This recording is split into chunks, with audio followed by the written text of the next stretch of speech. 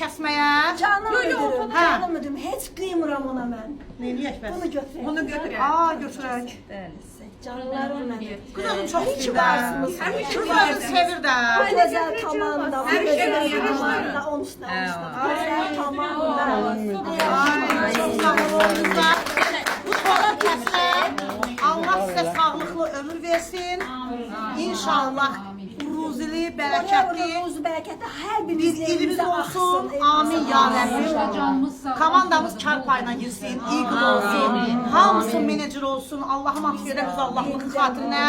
Bütün bizim adımızı çəkib bu şirkətə gələnləri bizim kimi qaldır.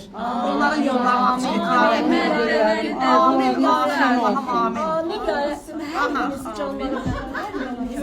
Gələn hər kəsi, Forever'a gəlib, güclü komandada olan hər kəsə çalışırıq ki, belə gözəl karyeralar gəlsin, ən gözəl qazançları qazansın. Artıq biz qıraqdan duraq baxırıq. Amin inşallah.